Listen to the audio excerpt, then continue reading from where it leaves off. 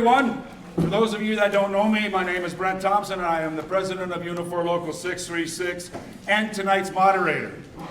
I would like to take a couple of minutes to go over a few things that are very important in making tonight a huge success. We will start the night by acknowledging the land in which we are gathered on here today as the traditional territory of the Haudenosaunee and Anishinaabe, I pronounced that wrong, peoples, which is covered by the Upper Canada Treaties. We acknowledge traditional territories in this manner as a sign of recognition and respect of Indigenous people who have been on this land for hundreds of years and who continue to have a presence. I would like to ask everyone to please put their phones on vibrate or silent.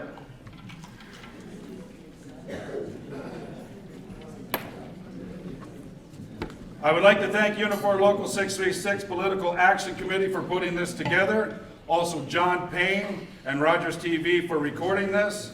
Melissa Holden, Unifor Local 636 Vice President for timekeeping. Scott Bradford, Unifor Local 636 Financial Secretary for looking after the sound. Angela Coleman, Unifor Local 636 Executive Board Member for assisting with sound. Doug Steele, Unifor Local 636 Retirees Chairperson for being tonight's Sergeant at Arms. Unifor will not tolerate or condone words or actions that undermine the dignity or self-esteem of any individual.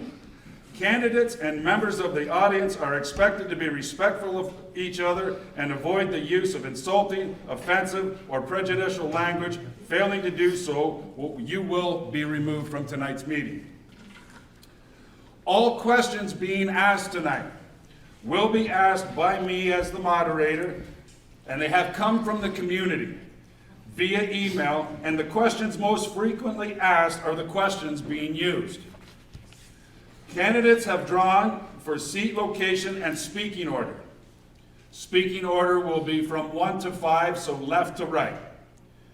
Each candidate will have 3 minutes opening remarks and 2 minutes closing remarks.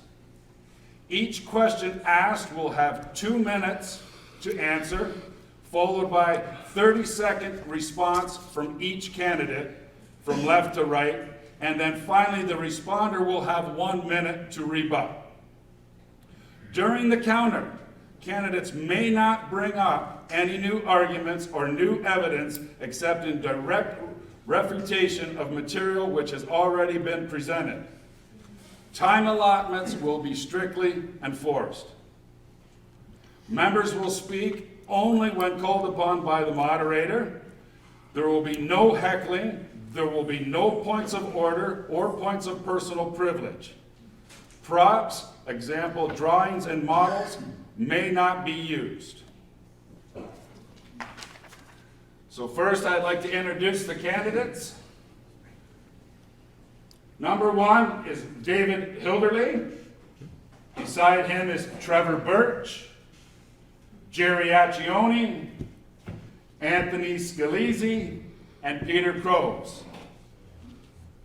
Mr. Hilderlee, 3 minutes for opening remarks. I do ask you remain seated for television.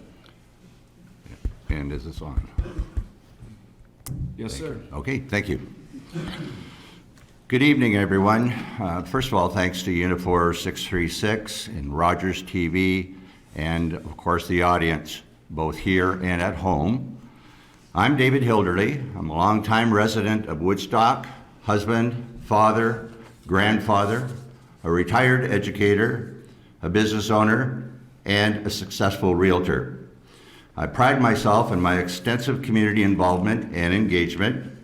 I dedicate significant time and energy on many boards and initiatives that benefit the community. Currently, I serve as chair of the Southgate Center Expansion Committee, co-chair of the Golden Gala, now 16 years, board member with the Community Employment Services, and co-chair of the Southgate Center Golf Tournament. My extensive track record of leadership and volunteerism is outlined on my website, hilderleeformayor.ca. I do this because I love my community. One of my priorities is community safety and well-being. Individuals and families should be able to enjoy their neighborhoods and the city center without fear factors. We will need to work together with the police, bylaw, and community partners to create solutions for these concerns. I believe downtown needs a major makeover to support the many new entrepreneurs, longtime merchants, and restaurant owners. I support the streetscape model that will provide weekly festivals, talent showcases, arts and cultural events, and the list goes on. If we build it, people will come. One of the most important roles for the mayor is keeping our community informed of events and situations. I believe that the public needs to be better informed than we have been for the last 4 years. Leadership is so much more than getting elected. Winning does not assure leadership. Leadership comes from serving your community, putting your money where your mouth is, and actually doing things that make your community better. I offer our citizens my many years of leadership, teamwork, and cooperation. It's time for change, real change. Our city needs to move forward, to regain its positive attitude, to showcase its cultural programs and architectural heritage, to boast of its recreational facilities and trails, to salute our accomplishments in healthcare, education, commerce, and diverse communities. Woodstock deserves better. Let's work together and create solutions. On October the 24th, please vote David Hilderlee for mayor. Thank you very much. All taped together here, Trevor. Trevor Burch, 3 minutes opening, please. Good evening, everyone. First, I would like to thank everyone here and at home for taking the time to become interested in municipal governance. We sure live in crazy times, and there is a lot of information that is out there right now, and now more than ever, our city needs to continue on a strong path forward like we've exemplified over the past 8 years. I enjoy my job. I enjoy the city of Woodstock and how everyone has welcomed me to serve over the past 8 years. Some of you may have heard about allegations that were made more than a half a year ago against me and the ensuing proceedings within our judicial system. In my personal life, that is something that is still ongoing. We have another court date coming up. We still do not have the full disclosure against these allegations. My legal counsel has encouraged me, the citizens of Woodstock during this election campaign have encouraged me even more. As I've gone about on this campaign talking to individuals and they recall where the city had been at in the past and the expansion of the services that we have that have attracted so many people here, the benefits that we have seen from our administration staff at the city, combined with our governance, making sure that we represent people here well. We've seen growth that has been higher than the provincial average, higher than the federal average, and we have come through a pandemic in such a way that other communities are so envious about. One of the things that we really need to make sure of, because we're going to have anywhere from 2 to 6 new councillors on council, is that we have a proper time for all of them to understand all the intricacies, because as inflation continues and we see all of the changes that are external to what we have control of, we need to do the best job we can here locally. We need someone at the top to continue that with the financial background, the experience within government, and the expertise that has been taking care of this community better than most in recent years can remember. The openness and the transparency is something that we have never seen in recent history here in the city of Woodstock. We need to continue to work together with our federal partners, our provincial partners, no matter what stripe they will be as things continue to change. And I'm ready, willing, and able to continue to do that job, not to vote for what's popular on social media, but to vote for what my grandchildren that haven't been born yet will look back and say, this is what made our community great. Thank you, Mr. Burch. Thank you.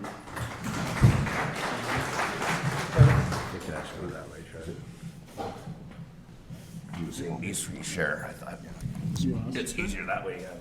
Cords. All right, thanks. Now we'll have Jerry Achione.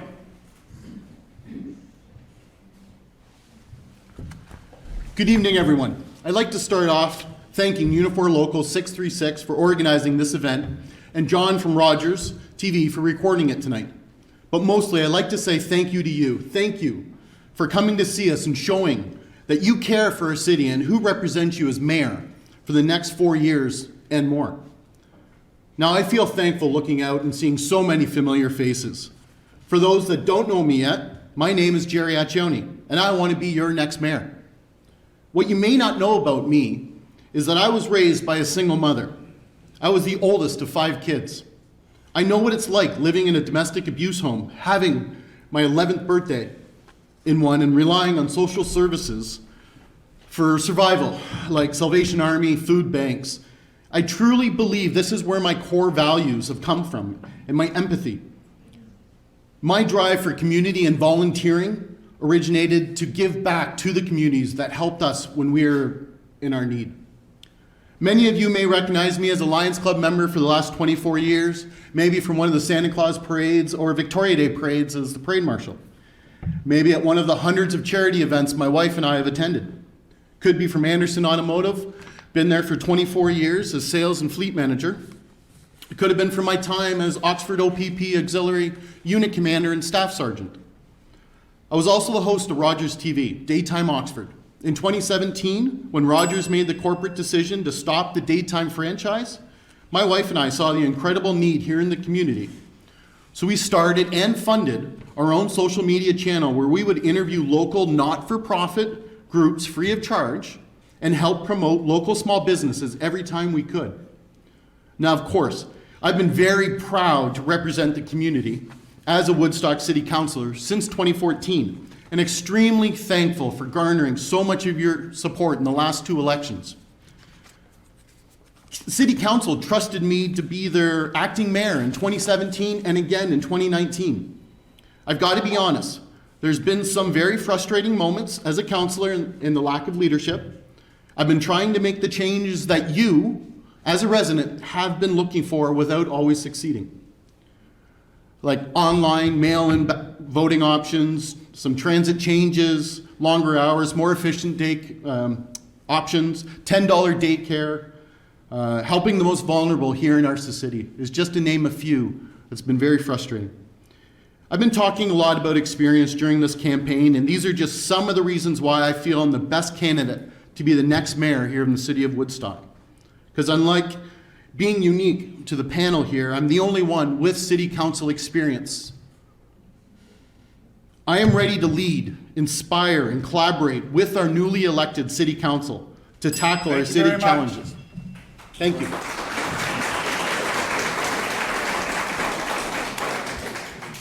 Anthony Scalise.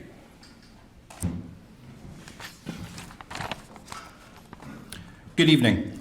I would like to thank Unifor Local 636 and Rogers for the invitation to be here this evening and for hosting this debate. My name is Anthony Scalise and I am running for mayor. I have been a resident of Woodstock who has lived here my entire life. My family is the Scalise family, multi-generational, who had the several stores on Dundas Street. We have resided in Woodstock since the early 1900s after immigrating from Italy. I went to Mohawk College for computer science, later Fanshawe College for computer systems support. I worked at ground level at many computer repair stores before working at IBM and then OLG Slots here in Woodstock. I quickly became skilled in the industry and joined OLG's gaming distribution team in Burlington. This is where my career took off. I was sent for years across the province to manage projects. I learned at this point what was truly needed to become a leader and how to interact with people to get the job done. After almost 17 years of projects and management, the provincial government put a motion forward to sell the slots and casinos to private sector companies, which means it would be one of the biggest acquisitions in Ontario's history. I was grateful to be a massive part of this process. My roles were hiring employees, project management, IT coordination for all gaming properties across Ontario. The time has come for a different type of leadership in this city. Woodstock needs a mayor who's going to act upon our issues at hand, such as the downtown absentee building owners, vacant downtown retail stores, speeding, and crime. We have ignored these issues for a number of years now. Sure, it's nice to beautify downtown, knock down buildings, put a skating rink up at Museum Square. But when we have more pressing issues, such as the need for low-income housing, boundary concerns, and public safety, I ask you, can we do better? The sole purpose of municipal government is to ensure the safe and well-being of the community and its infrastructure. From day one, I promise you, the new council and I will steamroll what has been an elephant in the room for years now. No longer will we see our downtown disintegrate and perhaps not be safe. We will immediately work with economic development and our physician recruiter to gain more doctors to the city. We will fix our transit routes and look for greener options. We will stop subcontracting services and go back to on-premises type of employment. We will fine-tune our budget and demand analytics from our services to confirm their success. I fully understand what we need to do and how to manage a successful council. If elected, my engagement to the citizens will be like never before. You will see communication, business leadership, public participation, such as town hall meetings for our major decisions. And most importantly, you will see action. The time for change, and the time is now. Thank you. Thank you very much.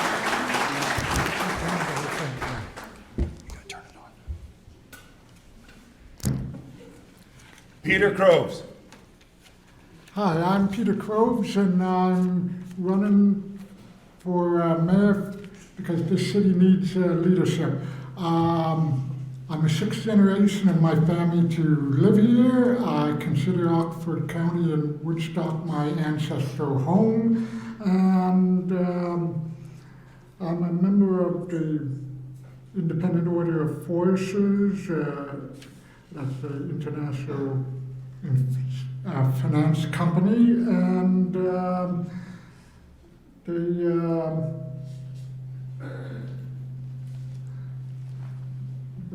and my volunteer services have been with heart and stroke and Parkinson's and walk, to which I did a bit for my late father who had it. Terry Fox run Relay of Life in Woodstock and London, Alzheimer's Society.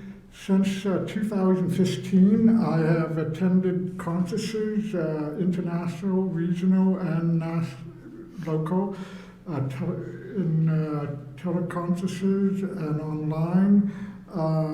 Sat in on committees and boards, reviewing and dealing with confidential material. I won, when I was in high school, the History Award, to which the record that I set then is still standing. I kind of don't think it'll ever be broken. I have done biblical studies with the Israel Institute of Biblical Studies online, which is an affiliate of the University of Jerusalem in Israel. I have a master's degree in divinity. I was a member of OPO, that's Oxford People Against Landfill, from 2018, an active member from 2016. I'm a member of my a local church and been on several committees in regard to that. And I have experience with grants. I, for example, got several grants for the Cycles of Life. I'm running because I want to continue a family tradition. Members of my family tree have been off and on in local politics for over 300 years. And I'd like to continue that tradition, and I think I can give this city the leadership necessary. Thank you very much, Mr. Croes. So we'll move into tonight's questions that come from the community. So understand that I'm going to ask a question, there will be a 2-minute answer, and then there will be a 30-second response to the answer given by each other candidate. First question goes to Mr. Hilderlee. Many of our neighboring communities, including Brantford, London, and Stratford, have declared a climate emergency and provided resources for a climate action plan. Based on the increasing costs borne at the municipal level, would you support resources, including staffing, to support a municipal climate action plan? Please feel free to provide reasoning.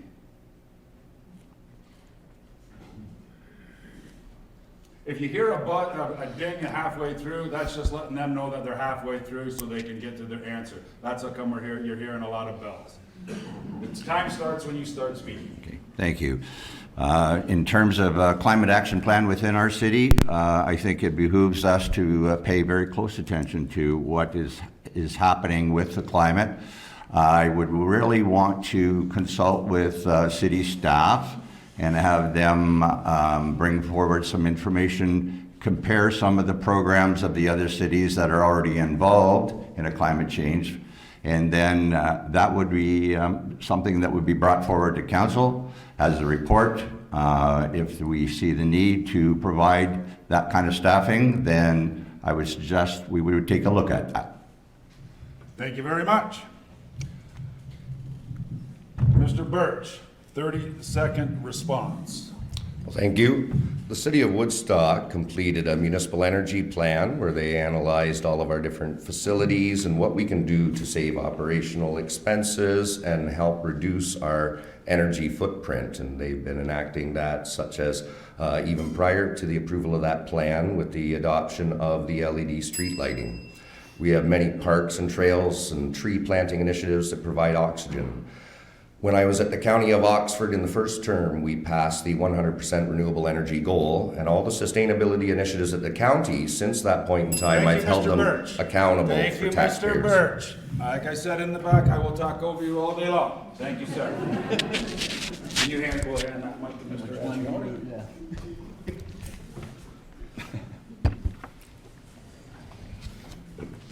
Mr. Achione, 30 seconds response, please. There we go. As city councilor, we have done this in part. We have enacted certain things. Street lights, if you've seen that, was probably one of the largest ones that we started with right away, and take a lot of pride of being on that council that has started this. With my daughters, they are this is very important to them. I've got a 22 and 19-year-old daughters. This is something we talk about on a very, very steady basis, and absolutely 100% anything we can to moving forward. Thank you. Thank you, Mr. Achione. Mr. Scalise, 30-second response. To answer the question, I would say yes. The way the world is heading right now with the green initiatives, green cars, battery-operated cars and such, I think this is something that we definitely need to look into. I believe we should probably continue what we're doing with the city and also continue with the county for their zero emission, zero waste for 2025 initiative. And I think we should start new things like look into the zero emission transit fund for busing and to replace our fleet with better, greener buses. Thank you. Thank you very much. Mr. Croes, 30-second response. I will work with those that get elected and others to affiliate and improve on what is already being done on this subject matter. Thank you. It's okay, we'll get to it. Okay, you shut it off now. Mr. Hilderlee, 1 minute rebuttal.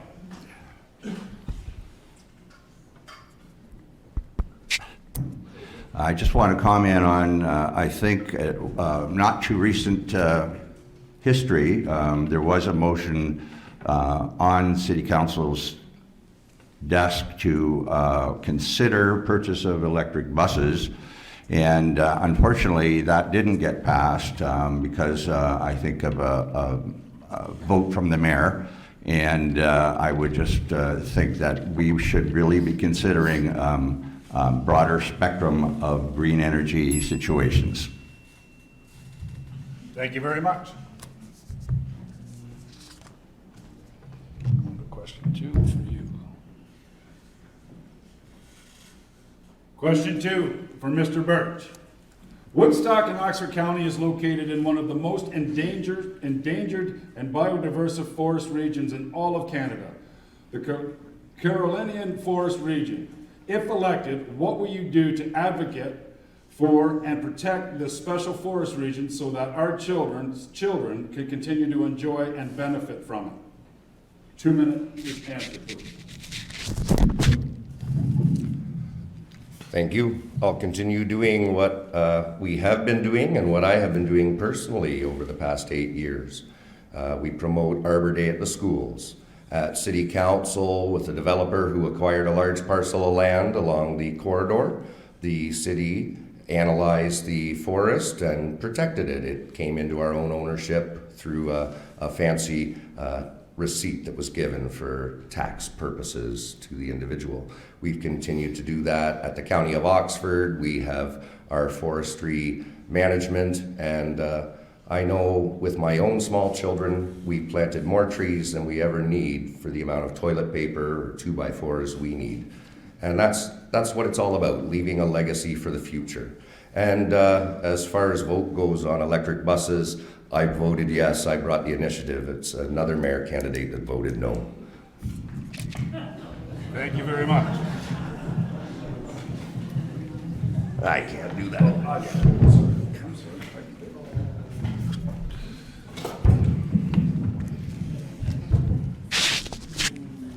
Mr. Achione, 30-second response. I'll suggest everybody go back and watch the video. I was the one that made the motion. Anyways, endangered biodiverse forests, up, not out. It's quite simple. We really have to do what we can to keep what we have. I have a beautiful new puppy we rescued. We love getting out into the trails. We love going out walkings. We have to keep the forest, what we have, enjoy for generations to come. Simple as that. Thank you very much. Yep. Mr. Scalise, 30-second response.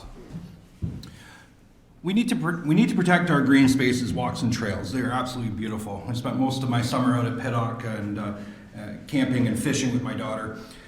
The promotion of green spaces is exactly what we needed, and we need to preserve in this community.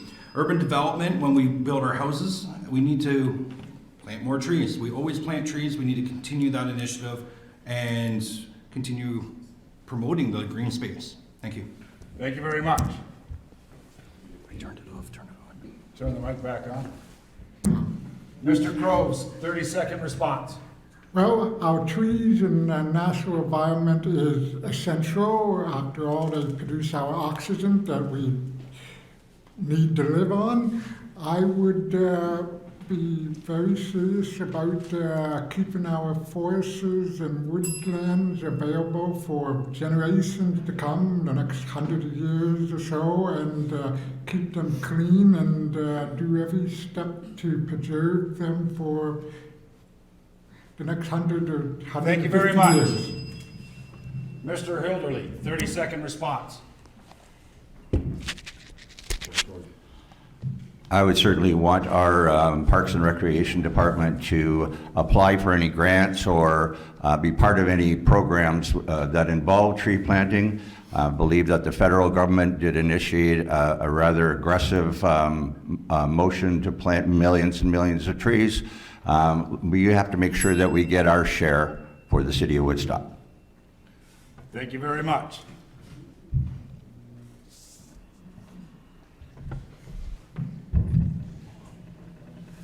Mr. Burch, 1 minute to rebut. Well, I don't think there's, oh, is that on? Yeah.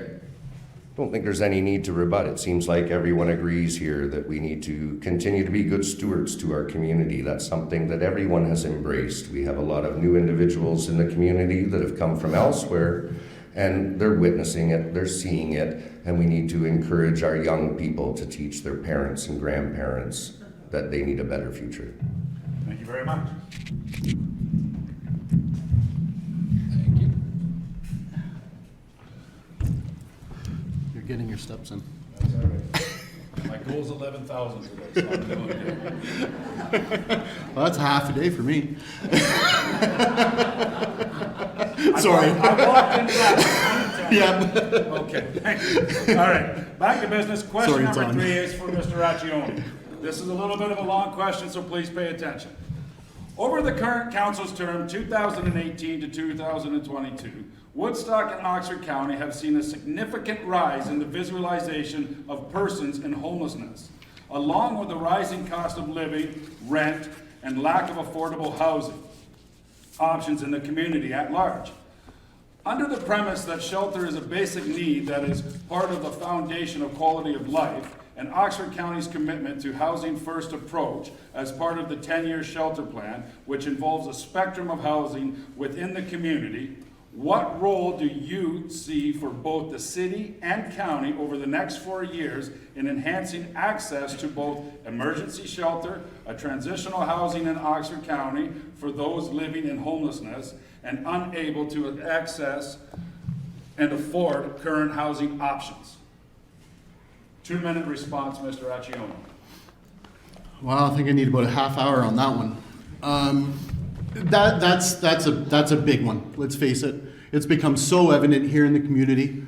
COVID has unfortunately made that so evident, especially when we stopped going downtown and stopped visiting our stores and everything else. And, you know, they kind of took over and made themselves comfortable in a sense of, why wouldn't they?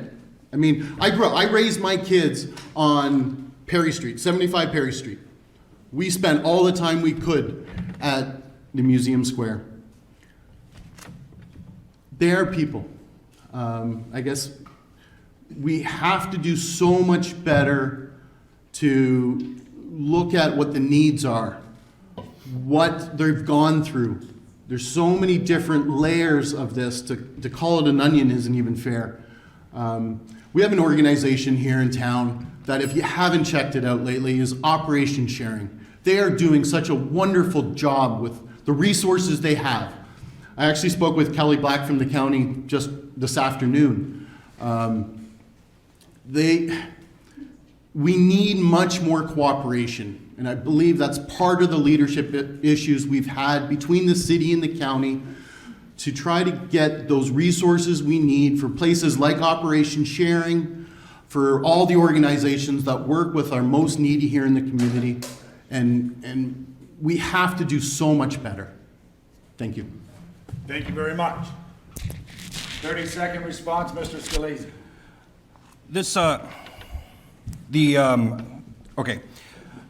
The Housing First initiative is something I'm very fond of. So in order for it to work, you have to have a combined service. I feel you need to do this. So you will not be able to fund it yourself through county money. You will not be able to fund it yourself with the city and county money. You need to have federal or provincial support on that. With this, we need to have combined services to start between the county and the city to come up with something and maybe help support the ongoing services that are there. Thank you very much. Thank you. Mr. Croes, 30-second response. Thank you.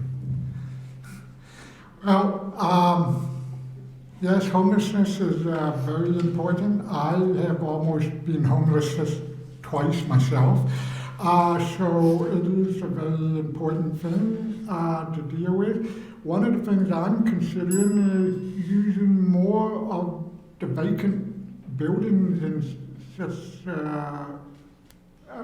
places in Woodstock and Oxford County for housing. There must be some way to... Thank you very much, Mr. Croes.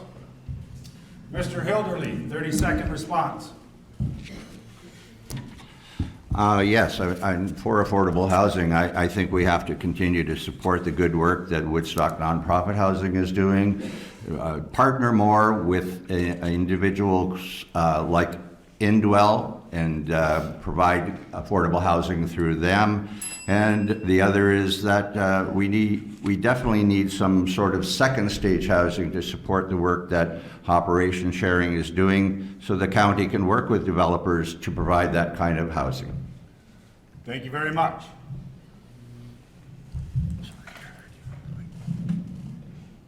Mr. Burch, 30-second response. Thank you. This is something I'm intimately familiar with. Prior with the County of Oxford, working on this exact same file, and all of the different agencies that we deal with. I see many individuals represented here in the room, a lot of great work. I also see press here, and I see candidates that are running for city council that are asking the same questions and they're giving their answers. We need to make sure we communicate what level of government has a responsibility so we can harness all our resources in the right direction. This is not a city of Woodstock issue. Burch.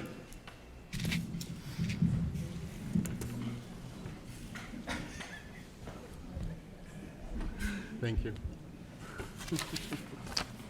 Mr. Achione, 1 minute rebuttal. I think there's no question. Sorry. Yep, no problem. I think there's no question. We all recognize the issue and know how to. I guess the opportunity is there. Cooperation. The solutions are never clear. Homelessness is not going away, but we can help so much more by cooperation between city, county, and all levels of government. This is not a police problem. This is a health issue, in my opinion. I believe most of it stems with mental health. Let's give the resources to the organizations currently here, places like Indwell, places like CMHA, of course, Operation Sharing, and everywhere. Thank you. Thank you very much. The next question will go to Mr. Scalise. Would you support the exploration, open, transparent discussion, debate, and implementation, if appropriate, of an alternative to in-person voting by the 2026 municipal election for the city of Woodstock? Example, mail-in, telephone, online. If yes, what options would you like to explore? If not, why not? So this is a good question, and it's come up recently online. My answer to this would be yes. So straight up, we need more hybrid models. We need more innovation to get younger people, people with disabilities, anything like that, to get them to the polls. They need to have their say, and it's their right to, and we need to do that. Now, I do have some concerns that I put vocally to, and I said, well, what about safety concerns of hacking or lost ballots? And perhaps it might just be my lack of knowledge on that. But as for your question, I definitely will support a hybrid model of sorts. Thank you. Thank you very much. Mr. Croes, 30-second response. I'm open Can you, for. hold on a second, please. Can you please turn your mic back on? Oh, sorry. I'm not used to Thank you it. very much. Mr. Croes, 30-second response. I'm open to mail ballots, and I'm open to considering the online, though I have some concerns on that one. Thank you very much. Mr. Hilderlee, 30-second response. I definitely would support a hybrid model of voting online and voting in person. I know that our older generations have been voting in person for a long time, and they're probably more comfortable with that. But with young families and busy lives, then I think the best opportunity for them to participate is online voting. Thank you very much. Mr. Burch, 30-second response. Thank you. When staff brings forward a report and the recommendations contain we go to online only, hybrid model, or stay as we are with in-person voting, I would support a hybrid model. Our council did vote on this previously, and it was brought forward as online only, and council voted against that. So council ended up staying with our status quo. If it was brought forward as a hybrid model, at that point in time, perhaps we would have it in place today. Thank you very much.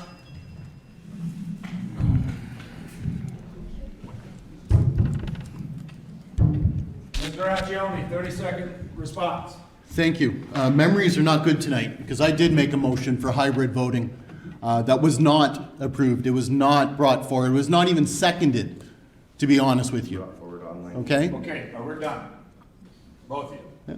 Thank you. Thank you very much. Mr. Scalise, a 1-minute rebuttal. I think we're all in agreement of the hybrid model, so I'll pass. Thank you. Thank you very much. Can you hand the mic to Mr. Croes, please, sir? Next question. By spring 2023, will you motion or support a motion to reinstall benches and picnic tables in Museum Square and the downtown core at large following their temporary removal in 2021? Furthermore, will you commit to the installation of non-hostile architecture in those settings? Mr. Croes, 2-minute response, 2-minute answer. I have said on my online site. Oh, hold on a minute, please. I'm so used to these things just being on. There you go. Okay. Mr. Croes, 2 minutes, please. As I said on my online sites, I'm completely open to the benches being back and everything being restored to 2019 levels and open to total improvement on anything. Like I'd like to see benches in places where they're not being. Thank you very much. Mr. Hilderlee, 30-second response, please. I certainly have been encouraged by the change that Operation Sharing has brought to the homeless in having a 24/7 program. We might revisit those benches again in the downtown. I'm certainly in favor of non-invasive architecture, I certainly am. Thank you very much. Mr. Burch, 30-second response, please. Thank you. The answer would be yes, and as far as the infrastructure goes, I would want to make sure that it's in compliance with the Accessibility Committee's advice. We've heard from many individuals in the community about the armrests on the bench being very useful in helping them relocate back to their walker or wheelchair and get up from their break. So we want to make sure that we work with the people in our community. So as far as that definition goes, I'm not sure how far we take it. Thank you, Mr. Burch. Thank you. Thank you. Mr. Achione, 30-second response, please. I was the only one that voted no to remove those benches in the first place. I do not believe we should punish our general public that want to go downtown, to enjoy our downtown, as it sits right now even, in the first place. I was so adamant against this at the time of that vote. And of course, looking forward to what the future's gonna hold in our downtown, I'm very, very encouraged what's been brought forward, though I've got some hesitancies already. But saying that, Thank you, Mr. Achione. thank you. Mr. Scalise, 30-second response, please. Yes, I am in favor to return the benches back to downtown. I am not in favor of slapping everybody with the same hand. And if the actions of few, affect the community, then that to me is unacceptable. And we have to come up with other ways to come up with a solution to that versus taking stuff away from us. Let's put the fountain back on too while we're at it. The other thing is though too, I am in favor of the architectural stuff. Thank you. Thank you very much. Mr. Croes, 1-minute rebut. What's the question again? About park benches and architecture? You just have to rebut to what they said. You've already answered the question? Yeah, I consider that I had answered it. Okay, yeah. thank you. Thank you very much. We'll move to the next question. This one is for Mr. Hilderlee. What is the plan to clean up the downtown and bring more small business?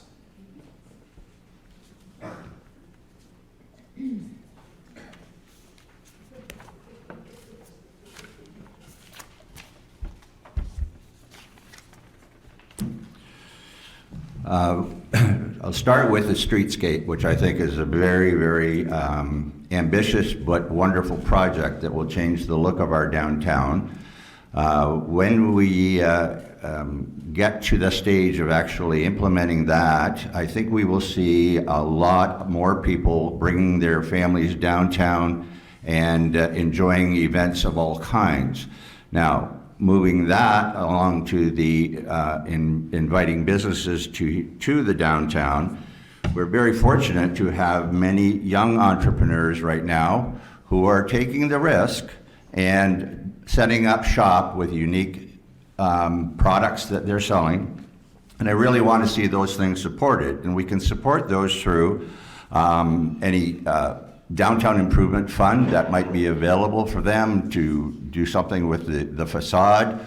I also think we need to have some more of the private developers who are doing things like building new stores on the main floor and providing additional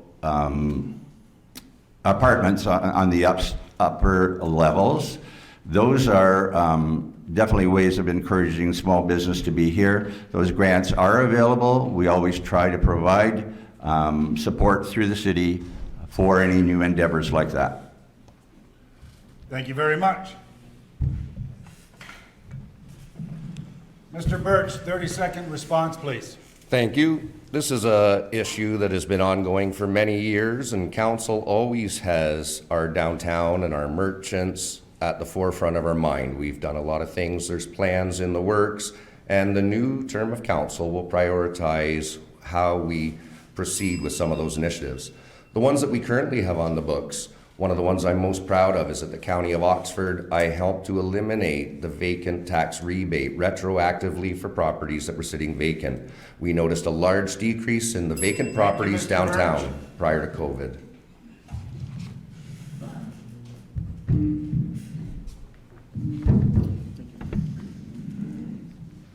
Mr. Achione, 30-second response, please. Downtown is vital to Woodstock, plain and simple. We have to get out, we have to get down and shop, we have to support those small businesses. Okay, the more we're out, the more we're doing downtown, the better for everybody involved. If you've been down there in the last 6-7 months, you've seen all the new stores going up, the new locations. Some young people have done so well with what they have since COVID. We have to encourage this. Let's keep it going. Thank you very much. Mr. Scalise, 30-second response, please. The downtown plan in Dundas, so for anybody that hasn't seen the new street plan, is quite interesting. It's not just the Museum Square, it's most of Dundas Street. That's going to be revitalized on there for more ease of pedestrians getting to downtown. It's going to help the business storefronts, and it'll have more pedestrian crosswalks and so on from there. It'll be more inviting for everybody to go downtown. Thank you. Thank you very much. Mr. Croes, 30-second response, please.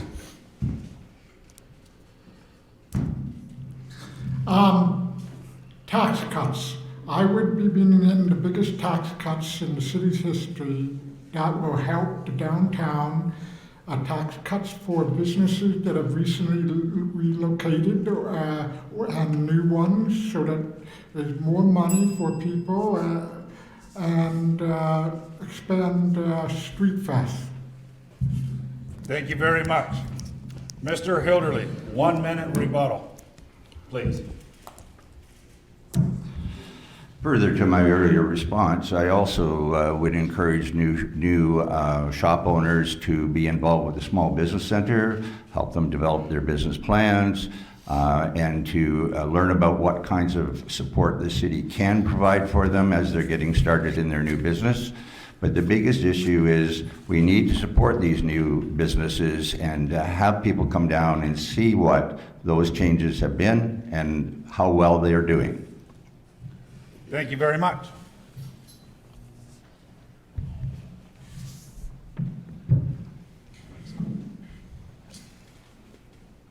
Moving to the next question.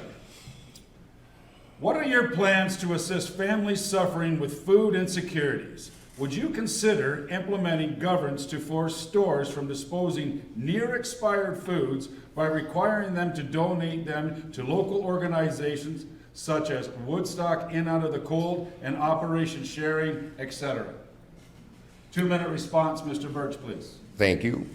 What a great idea. I would not be in favor of implementing that as a municipal bylaw or a procedure, but what I would be in favor of is visiting all of the local merchants and having conversations. So it's not draconian, it's not something where we need to hire individuals to inspect on a daily basis what's nearing expiration, but rather of their own goodwill, like they've done in the past. They've supported many local charities and encourage people at home when they're giving donations to the food bank or Operation Sharing, don't reach into the back of the cupboard for items that you don't like or are expired. Give them the good stuff. Thank you very much. Sorry, buddy. It's all good. Mr. Achione, 30-second response, please.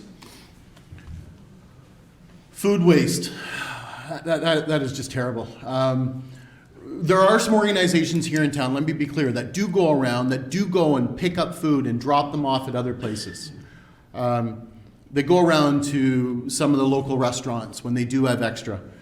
Produce Express is a prime example of a great business right here in town that does donate lots of food to those that are in need. As mayor, I would ensure this continues, support it any way I can, Thank and you, Mr. encourage others Achione. to. Mr. Scalise, 30-second response, please. Okay, so like what Mr. Achione said, there are programs in town that do that through one program through the work, the Women's Resource Center, funded through United Way. Salvation Army is doing this already. They're picking up food from Walmart and so on like that to bring that to us. Naimo, BC already has this plan in place. Maybe we can take notes from them and maybe implement it here. Thank you. Thank you very much. Mr. Croes, 30-second response, please. My simple answer to that is a wholeheartedly yes. Thank you very much. Mr. Hilderlee, 30-second response, please. We do, as already mentioned, have some great organizations doing this at the time. I know that the Women's Employment Resource Center has a food recovery staff person, and she's connected with several restaurants like Harvey's, Swiss Chalet, and Produce Express, as was mentioned. I think those things should be encouraged, not bylaws, but the thing that we could do to help make it better is to communicate the good work that they're doing Thank to you, the Mr. public. Hilderlee.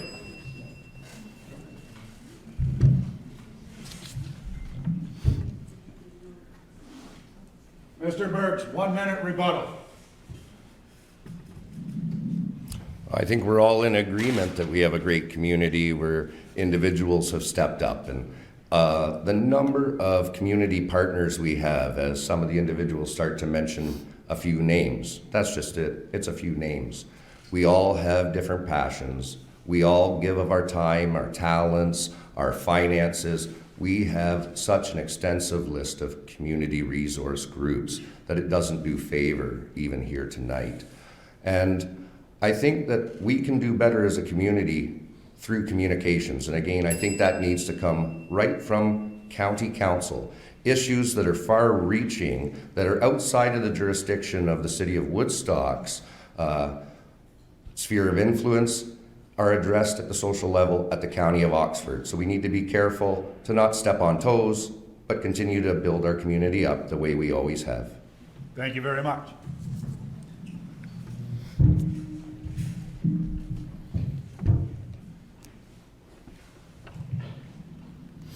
Moving to the next question.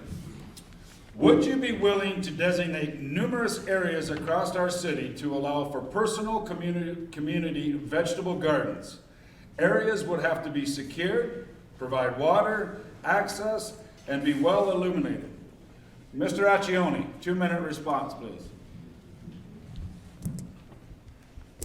Well, that sounds like a simple yes to that one.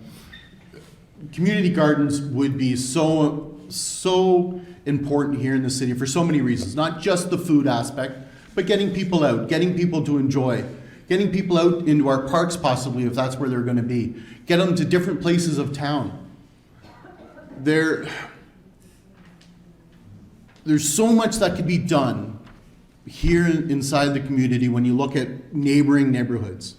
That this is where I think, as mayor, I would bring so much more here to you, to the residents, to enjoy. Everybody's got different wishes, different likes.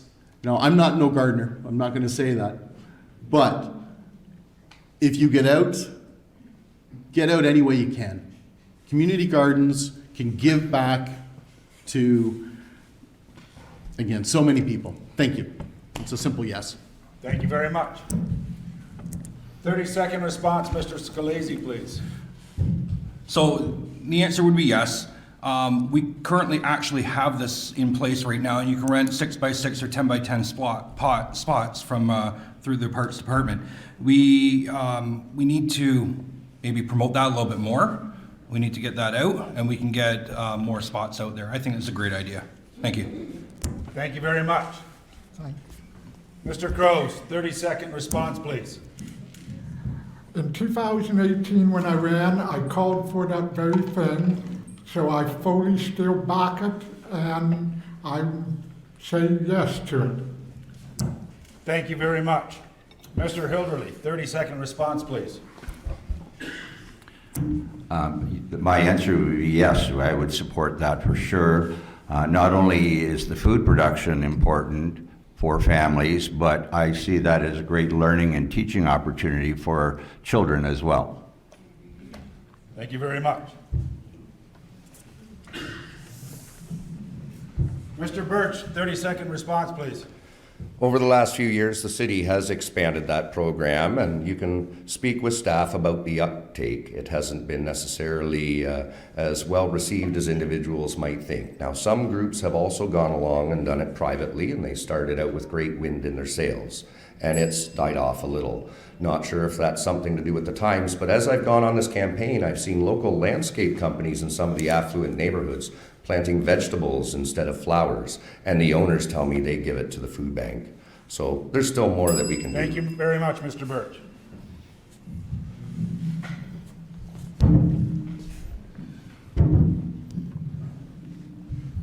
Mr. Achione, 1 minute rebut, please. Thank you.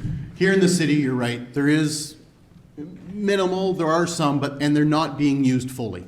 Okay, so there's the aspect, there's where a mayor can lead by example, possibly get people out there, promote it, encourage others. Maybe we put them in different locations. Maybe we put them in retirement villages that may be able to have a bit more time to do that. Maybe we put them in parks, dog parks where you go on a daily basis so you can check it out. Maybe we look at the complete program and have more people using it in simple ways like that. Thank you very much. Going to the next question. Leadership and teamwork are going to be vital. What skill set and experience do you bring to this area? Mr. Scalise, you have 2 minutes to answer. So like I said in my introduction, I had 17 years in project management and just overall management. I was leader of looking after most of the IT assets and during the transition of government facility to private sector. Along with that, we already talked about that. So what I've done since then is when I left, my wife and I, we opened up a retail water store here in the city, and this is what I've been doing ever since. I could bring the knowledge of opening up a small independent retail store to council, to maybe we can make things a little bit easier for the small business to open up in the city. Maybe we don't need to have an official, designs with architect signatures for to put a lit sign on your store. You know, if companies already can do that, or maybe if somebody needs to move their business down a block, they don't have to get a full business license again to do that. So bringing the small business aspect of there to council, to the mayor's office, I have an understanding of what we can do with that. And then going on from there, just the whole leadership that I've had for the past 17 years. Thank you. Thank you very much. Mr. Croes, 30-second response, please. The office of mayor is a dual position because I would sit on the county level as well. It is the chief executive office of the city, and it's a full-time job. Part of my position is to analyze those that are running for other positions and to figure which ones get elected, which of their ideas. Thank you, Mr. and Croes. what they Thank you, run Mr. for. Croes. Told you I have a big no. Mr. Hilderlee, 30-second response, please. Leadership and teamwork is what I do. I have 34 years of teaching, and being a principal and a vice principal, you learn to work with staffs of 20 or 30 and to create and promote the best place that you can in terms of a school. It's the same thing for a city. I'm a consensus builder. I've worked in many situations like the 2001 Canada Games and led that committee to a very successful completion of that. And Thank you, Mr. Hilderlee.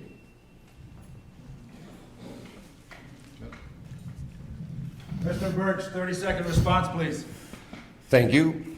I would continue to do what I have been doing, and as I mentioned earlier, we have a council coming on where there could be anywhere from 2 to 6 new individuals. So I would provide that continuity and encourage that bridge to staff through the orientation processes that are required for municipal governments and understanding of the department heads, and as well make sure that the clerk of the city knows that there's no unofficial meetings taking place. Thank you, Mr. Burch.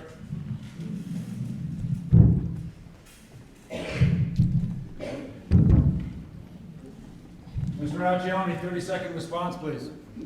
After speaking with you, with the residents here in the city, it's been quite clear over up to 8 years you've not been happy with the leadership level.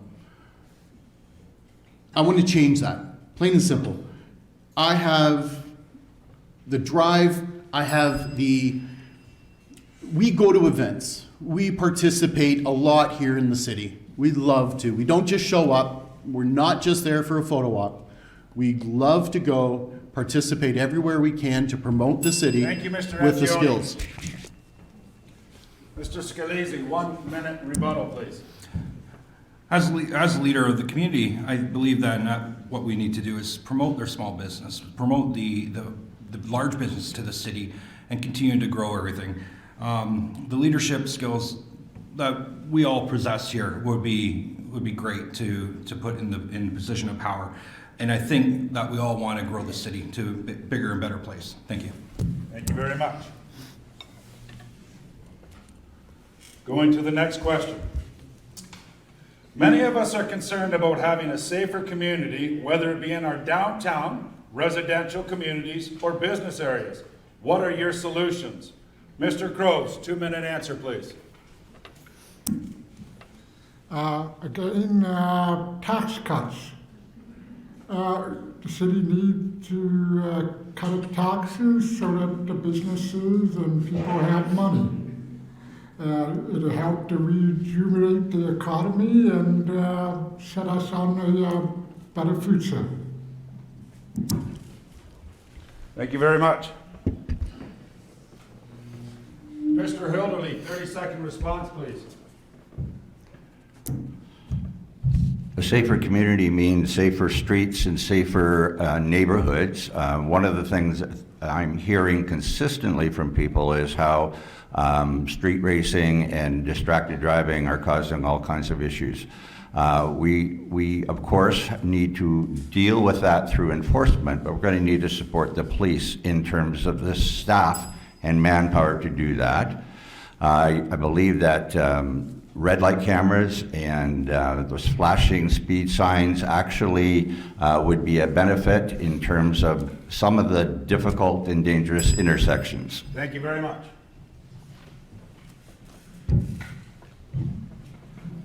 Mr. Burch, 30-second response, please. Thank you. I'd continue to encourage the police board and through city council in the budget process as we have over the past few years to better hone the tools and resources. We've made major expansions both with the resource levels at the police station as well as the tracking of some of the problematic areas. And we're starting to see the fruit of that labor here in the community, and we need to continue on with that plan. We have a great police force and emergency services here in our community. Thank you, Mr. Burch.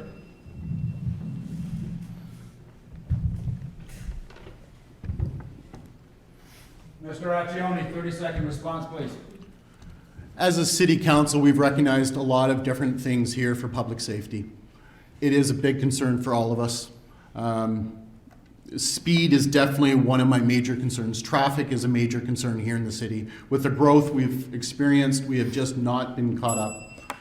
We do have to give resources to our police, but they're not the only answer to this. We do need to do a much better job as public awareness. Slow down, be safe, be smart while you're out. Thank you, Mr. Achione. Mr. Scalise, 30-second response, please. I think what we need to do is look at how we're doing policing in Woodstock and look at other communities such as Waterloo, Stratford, Brantford, Guelph, and so on from there. What they did is they essentially made their special constables and cadets help look after bylaw, which essentially relieved the calls from the police officers. Police can still be police and do their normal duties. I want to get this in quickly. School zones, I'm a big fan of turtle bumps or speed bumps within there, and of course lights for crossing in those zones. And speed control cameras within those zones as well, but not red light cameras. Thank you, Mr. Scalise. Mr. Croes, 1 minute rebuttal, please. Underneath me, I would create a Oxford County division of the OPP and thus do away with the Woodstock police and create for the Woodstock three divisions, a security division, a bylaw division, and a traffic division. Thank you very much.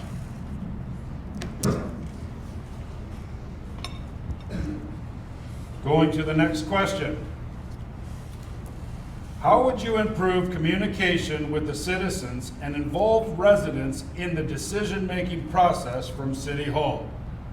Mr. Hilderlee, 2-minute answer, please.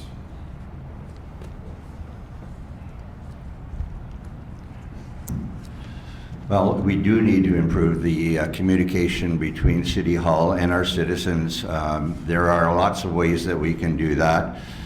We do know that the What's on Woodstock magazine comes out every month. We also could utilize the Woodstock YouTube channel to convey messages to our citizens about any events that are happening.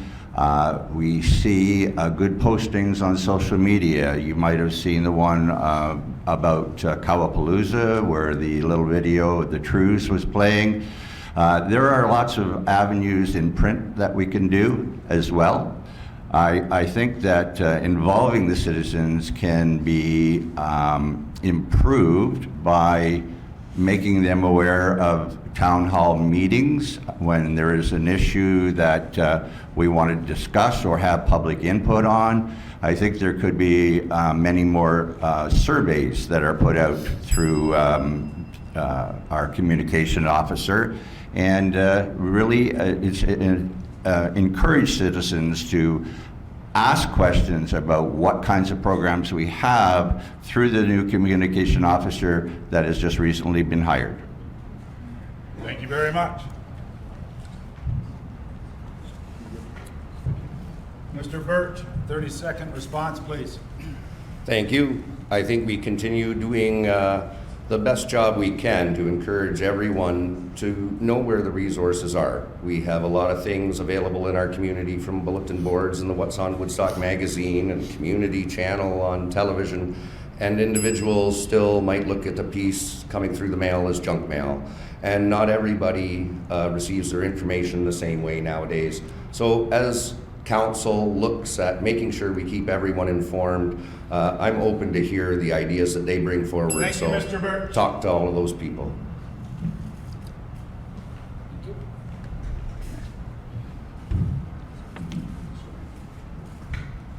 Mr. Achione, 30-second response, please.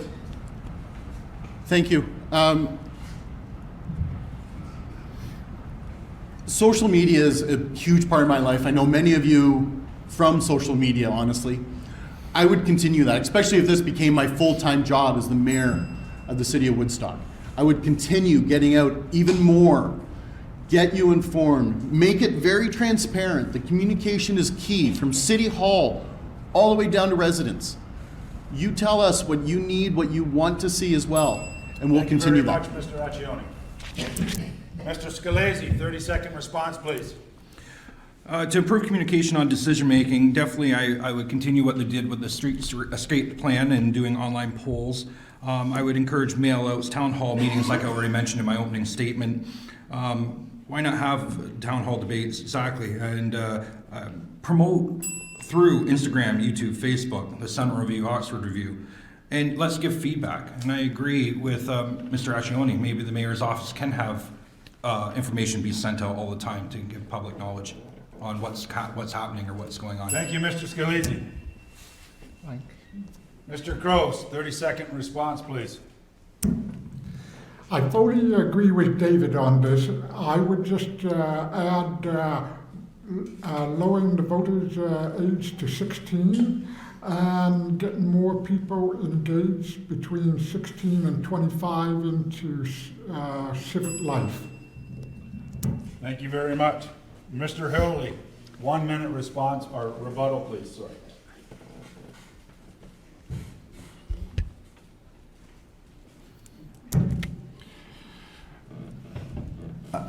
I guess I don't have any other suggestions at this point in time other than to encourage again that we communicate as much as we can through the different venues in terms of media, social networking, and thank you. Thank you. Moving on to the next question.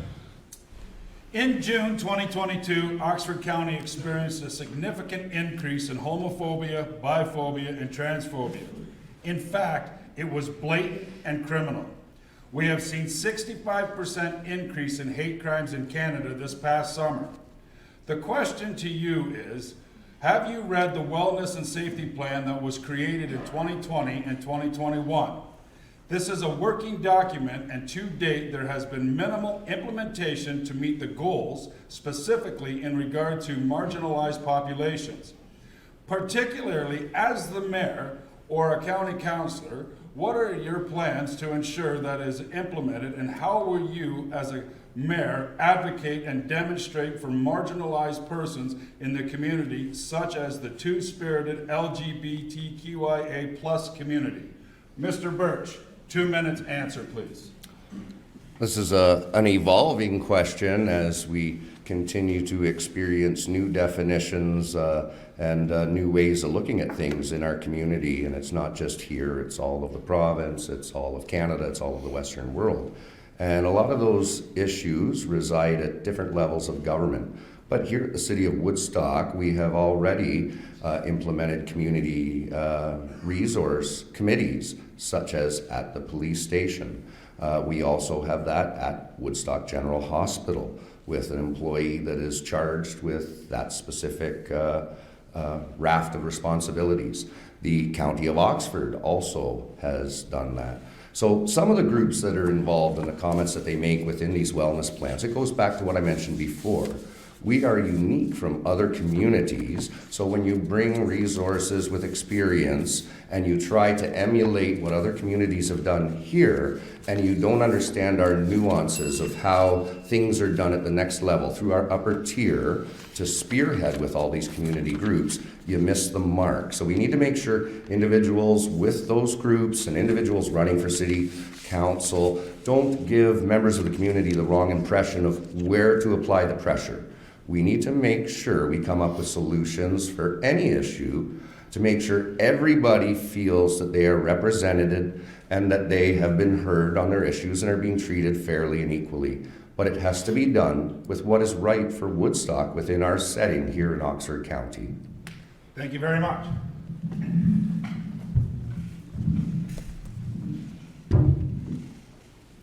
Mr. Achione, 30-second response, please. I've got in the US they call it the first 100 days. This is one of them in my first, as mayor, I would love to see going.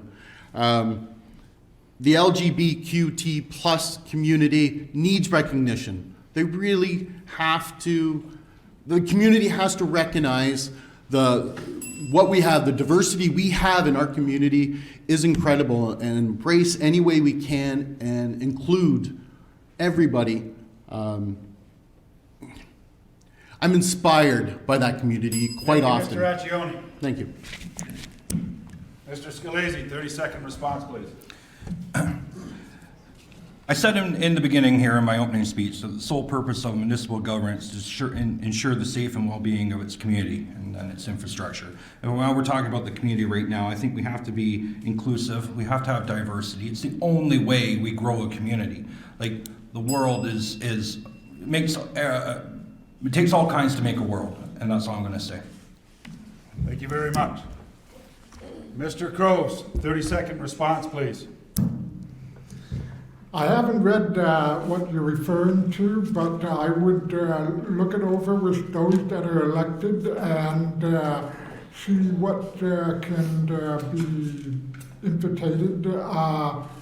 But any attacks or any such things against gays and lesbians would be intolerable underneath me. Thank you very much. Mr. Hilderlee, 30-second response, please. Just want to say that the diversity that we are seeing in our town is welcoming, and we all feel that we want to make them at home. We do know that we have committees in various organizations like the Anti-Racism Committee at the Police Services Board, but the key to all of this is education, and education of our general population, plus the education of our youngsters who are in school, and that is how we're going to help this situation. Thank you, Mr. Hilderlee.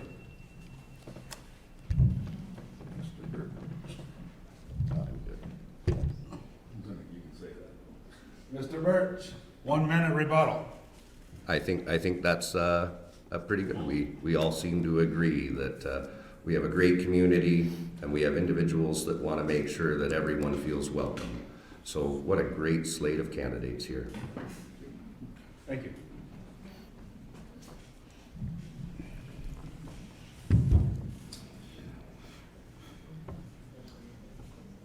To the next question. As an elected representative of the city of Woodstock and sits on the county board, both of which are employers that are fiscally responsible for the health benefits of its many employees, call on the province of Ontario to work with the other provinces and territories and the federal government to develop and implement a national Pharmacare program. I guess there was a question somewhere in there. Like I said, they come from the community. What is your stance and position on that? I'll read it one more time. Yeah, could you repeat that? I'll read it one more time. Yes, please. After I was done, I was going, I didn't see a question. Sorry, my I'm glad I'm not apologies, the I only guess I one. should have proved it. Anyways, as an elected representative of the city of Woodstock and sits on the county board, both of which are employers that are fiscally responsible for the health benefits of its many employees, would you call on the province of Ontario to work with other provinces, territories, and federal governments to develop and implement a national Pharmacare program? Would you support that? Is what I'm going to say there? Is that even right? I'm going to say, would you support that? I would support anything that makes sense. Unfortunately, I would need a lot more information on that, I think, before I would say a yes or clear no to that. Yeah, I don't know what else to say to that. I'm sorry, I apologize. I'm acquainted with that, and I would Okay, hold on, hold on, hold on, This- hold on, hold on. Mr. Scalise, this is a tricky one, but 30-second response, please. Okay, I believe the federal government and even provincial government buys pharmaceuticals at bulk, and this is what helps our healthcare distribute things at essentially somewhat of lower cost, depending on the med.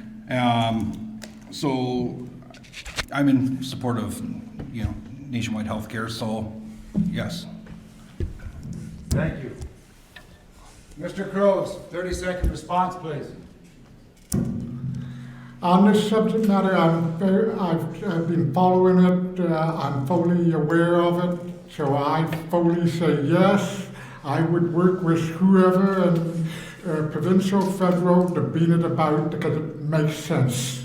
I would be supportive of anything that would improve the standards for our employees, although I would particularly think that this is more of a provincial issue than a municipal one.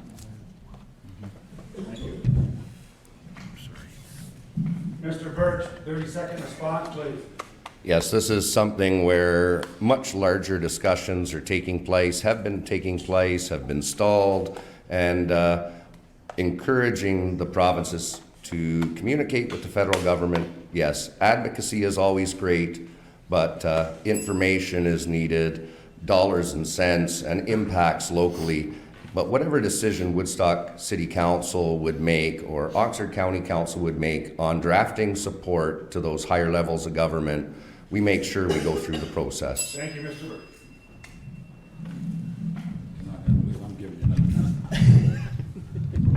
I'll be brief. Mr. Achione, please, 1 minute rebuttal. Though I may not be interpreting the question exactly as intended, I would certainly say as mayor, I would continue to support any cost savings we can get across all levels of government, plain and simple, in virtually any way we can. Thank you. Thank you. Moving on to the next that I proofread, and it is actually a question.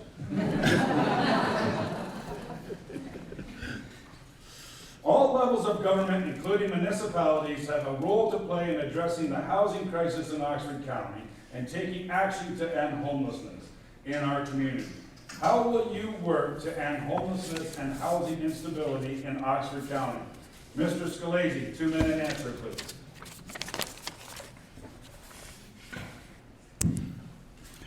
The role I would play to end homelessness is continue working with what we have going on right now. That's the start. Next, we have to bring in other community leaders from the area to see how they're working to help with the whole issue on there. We need to create a system of care that's integrated so it meets the complex needs of the homelessness. And with that, we're having, it's not as simple as it seems. So one thing I would do, work with the county, work with the Director of Human Services over there, see where we're going, see what we're doing, see if the city can get involved somehow. And we need to get funding from federal government. That's just how it is. We cannot afford to do this without extra money coming in. The money that would come in from that would then build housing, and then we can take care of it from there. But we can't do that with our tax dollars. It'd be impossible to do it all. I'm a fan of Housing First, the Housing First initiative. I invite you all to go to my website and check under platform. I have a video on there that is quite detailed. It's almost 7 minutes long. That explains the whole process on how I would help solve that. Another thing I would do is once I bring all the communities together, or community groups together, we would create a hub and spoke type model. That model there would then bring a centralized hub in, and then different services from around that would form the spoke. From there, everybody can get their services that they need, as well as housing. We can go from there. There's a 7-8 year wait right now for housing. That needs to be decreased substantially, and the only way to do that is by getting the federal government, provincial government involved with this. Thank you. Thank you very much. Mr. Croes, 30-second response, please. Well, this is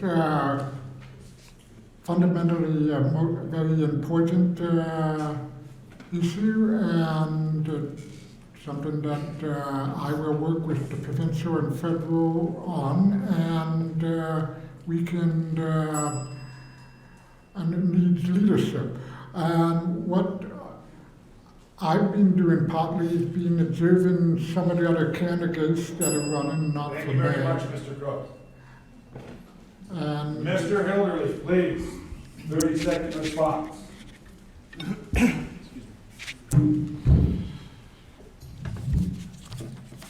Two things need to be available in order for us to help the less fortunate and homeless. And one of them is certainly accommodations, and accommodations at different levels too, not just the emergency work that Operation Sharing does, but we do need second stage housing. But more importantly, with that, we need an envelope of care of professionals who will be there to help them with addictions, with mental health issues, with health issues, and all of the systems that have helped. Thank you very much, Mr. Hilderlee. Mr. Burch, 30-second response, please. Thank you. One thing to make sure we differentiate, the supply of housing units does not impact homelessness. We have increased the number of housing units, and many communities around us would be envious of that. And I'm quite proud of bringing forward the Housing First policy at the County of Oxford. The resources that we have in various community groups, the provincial level and federal level, have had many band-aids over the years and money given out. No one has solved the problem. Johnny had millions in the bank and remained homeless. He was given apartments that were furnished and he stayed on the street. Mental health and addiction and things that are outside of the control of the mayor must be looked at.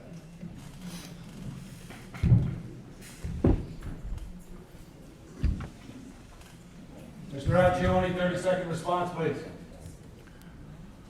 I've been a big supporter of the Housing First initiative, to be clear, when it came out at the county.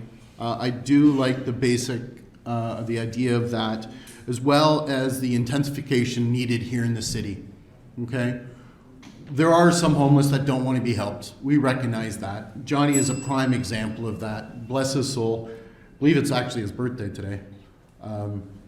But we have to recognize we have to do better by all of them. We have to recognize each individual, get a health-based approach, and make the changes Thank you, needed. Mr. Achione.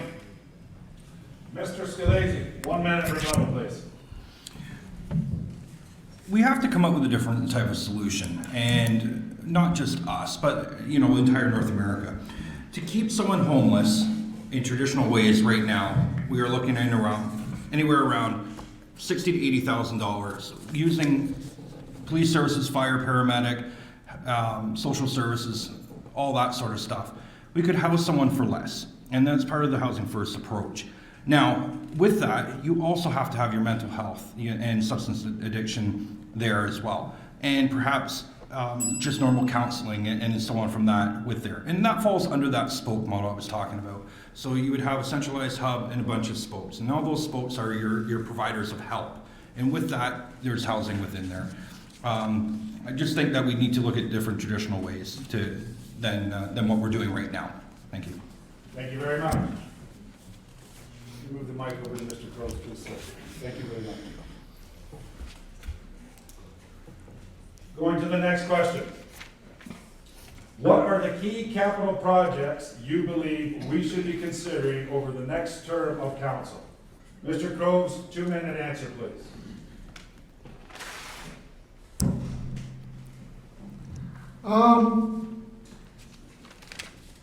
One would be the founding of the University of the Reverend T. Luckins. That is a project that I have on my site, you can see that, which I think will be very useful to bring jobs and money into our economy, because we're heading that way anyway with the French College and stuff. It's just a natural step in our evolution, and we already had a college here. And it was a mistake that it went bye-bye, so that would be my top thing, plus what I said about the police area. Those would be my two top ones. Thank you very much. Mr. Hilderlee, 30-second response, please. Key capital projects would be a fire hall on the north side of our community in order to provide more safety on that end of the town. Southgate Center expansion is very, very important. We're going to need more arena or ice pad space. Basketball and volleyball need to be served better as well. And we'll likely need a swimming pool to replace the Lions pool. Thank you very much. Mr. Burch, 30-second response, please. Thank you. We would continue to increase what we have been doing the rehabilitation on right now. Council has been undertaking that over the past 2 terms, continually increasing the backlog of what we have for capital projects. And in addition to that, as identified, we have several plans in the works that Council will discuss to earmark where we see ourselves going for generations to come. Definitely at the Northeast Rec Center at Cowan Fields, indoor arena, basketball courts, swimming pool. There's a whole bunch more to come. Thank you, Mr. Burch.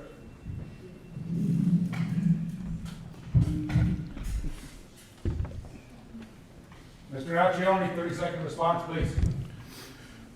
My advantage to this, of course, as a city councilor, I'm aware of everything we had been planning on. We do have a 5-year plan, okay? We know we've got a fire hall coming. I'm part of the fire advisory board for the last 8 years. There is going to be one on the north side.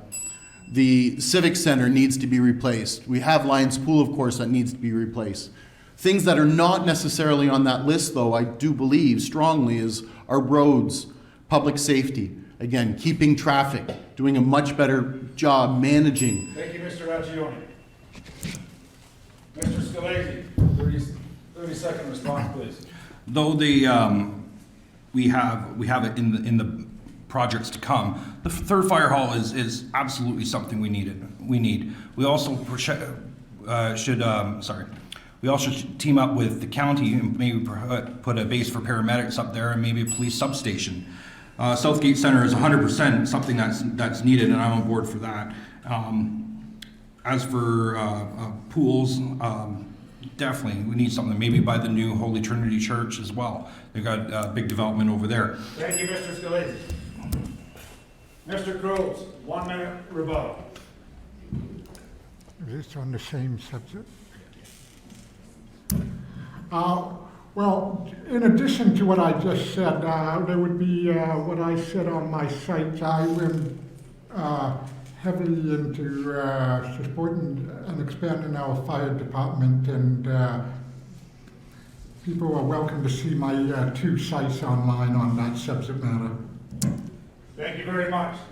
That's going to take us into our closing remarks. We've gone through a bunch of the questions, and everybody's getting antsy, I can see that. So we're going to go into our closing remarks.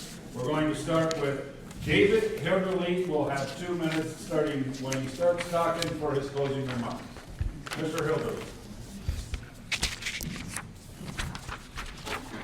Thank you again for the opportunity to be here tonight and discuss with you the issues that we see in our community. A lot about what we have been discussing tonight are about issues that divide the community and what needs to be fixed. These are complex matters that will require us to work together to create solutions. That process needs to begin now, and I'm willing to take on the challenges ahead of us. However, I am here to remind us that we do live in a wonderful community. We have great parks, we have recreation facilities, world-class art gallery, an active senior center, state-of-the-art hospital, and so much more. We pride ourselves on repurposing historic buildings and honoring our heritage. But our biggest asset is our citizens.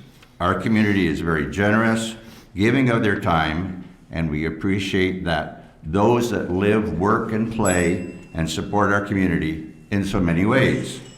That's why I'm running for mayor. I have served my community for many, many years, and I want to set a positive course for Woodstock's future. Woodstock deserves better, and I believe I'm the right person at the right time to be your mayor. I'm asking for your support. Vote David Hilderlee on October the 24th. Thank you very much. The next to have 2 minutes for closing remarks, Trevor Burch. Thank you. As mayor of the city of Woodstock this past 8 years, I have enjoyed my role of going out into the community and serving, being involved behind the scenes in items and discussions and the bringing together of different groups to make sure that we have a foundation to build upon for generations to come. When I took office, I stood on the shoulder of giants. And I'm reminded of that when I go into the elementary schools and I've put the chains of office onto young ladies in the classroom and reminded them Woodstock had the first elected female mayor. Everybody here has done so many great things to advance our community, and we need to continue on. I have the knowledge, the background, the continuity, and more importantly, the passion. We're faced with a lot of things coming down the pipe here in the future that could be even larger than what we've gone through in the last couple of years. I have the financial background, the government background, the contacts with the provincial and feds to make sure that your team at council, both at the city and at the county, can do the best job for its citizens to make sure their voice is heard. As I've gone out in the campaign, I've been so encouraged by the individuals that recall so many of the great accomplishments that we've had. And I'm ready, willing, and able to continue on with this job. More importantly, encourage everyone you know to get out to vote. It's very important. The voting statistics have decreased in our community over the last few years in municipal politics. Get people excited again. And I want to thank all of the candidates for coming forward for this election. It takes a lot of courage, a lot of time away from family and other commitments. So a big thank you to everyone at home that took time to listen, those that are here in attendance tonight, and the candidates in the other positions as well that have been out there working.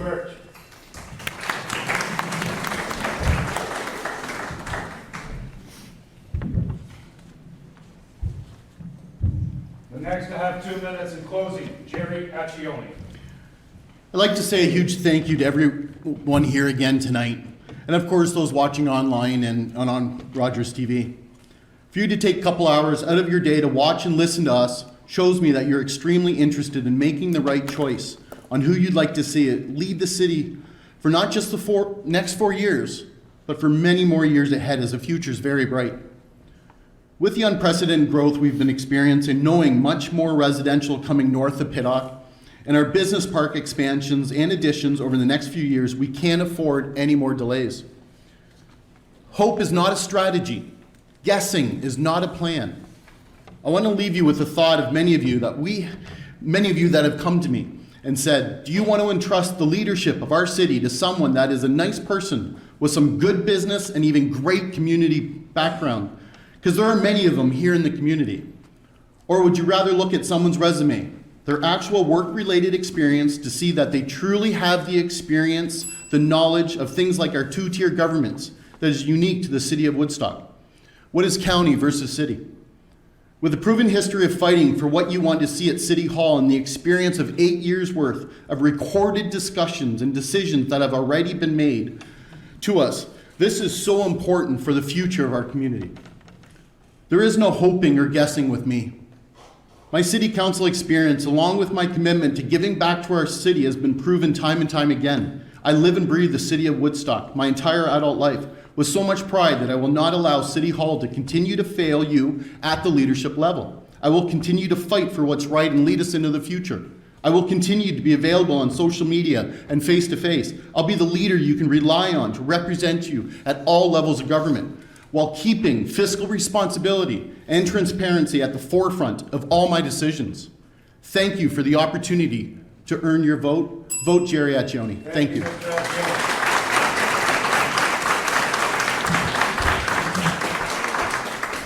Next to have 2 minutes closing, Anthony Scalise. I'll keep mine a little bit quick. I'd first like to thank Unifor Local 636 and Rogers for giving me the stage tonight to present my views, visions, opinions, and platform. This is possibly the most important election Woodstock has ever had. Currently, we've never faced this much growth in population with our population and in our land development. We need the right leader who can bring us forward. Like my slogan says, keep Woodstock moving forward. A mayor should not excuse me. A mayor should not be seeking out that for just the title, just to say you have it, or for some popularity contest for the most likes and shares. It should be for someone who is respected enough to represent the community while having a vision of the future. You heard tonight, some of us may not be the right choice for mayor due to lack of experience. It is our love for the city and community that has brought us here. If we're talking about experience, then I ask you this: what have we all experienced in the last 8 years with our current leadership? Do we want more, or do we want a total change? I ask you to vote for me, Anthony Scalise, on October 24th.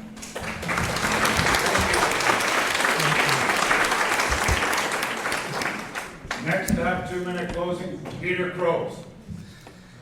Well, I'm going to be a little selfish here. I'm going to say I want your vote, but I do have a selfish mode for running in some ways. I'd like to continue the 300-year tradition of my family tree, to be your mayor of my ancestral land. I'll be your second mayor of my family tree here, and I want to follow in my father and grandfather's footsteps, who were mayors in Northern Ontario. So please consider Peter on October the 24th. This concludes tonight's debate. I would like to thank the audience for the respectful cooperation. Thank you to the candidates for your attendance and your respectful cooperation as well. Your dedication and your passion for our wonderful city is commendable and greatly appreciated. Much luck to all of you. Thank you very much, everybody.